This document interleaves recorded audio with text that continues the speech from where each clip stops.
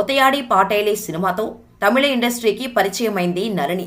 ఆ తర్వాత రణువ వీరన్, ఓం శక్తి, ఉయిర్ ఉల్లావరై ఉషా, శరణాలయం, మనేవి సొల్లే మంత్రం వంటి అనేక చిత్రాల్లో నటించారు. రజనీ, కమల్, విజయకాంత్ వంటి ఎందరో స్టార్ హీరోలతో నళిని నటించింది. 1986లో ఒకే ఏడాదిలో 11 తమిళ చిత్రాల్లో హీరోయిన్గా యాక్ట్ చేసి రికార్డు క్రియేట్ చేసింది నళిని. ఇక డైరెక్టర్, యాక్టర్ రామరాజన్తో ప్రేమలో పడటం నళిని తల్లిదండ్రులకు అస్సలు ఇష్టం లేదు. దీంతో తల్లిదండ్రులను ఎదిరించి మరీ నళిని రామరాజుని పెళ్లి చేసుకుంది. పెళ్లి తర్వాత అంటే 1988 నుంచి సినిమాలకు దూరం అయిపోయింది. ఇంట్లో వాళ్ళను ఎదిరించి మరీ ప్రేమ పెళ్లి చేసుకున్న నళినికి రామరాజన్తో అస్సలు సెట్ కాలేదు. నిత్యం గొడవలు జరిగేవి. పెళ్లి తర్వాత మనశ్శాంతి లేకుండా పోయిందని 2000లో రామరాజన్కి విడాకులు ఇచ్చేసింది నళిని.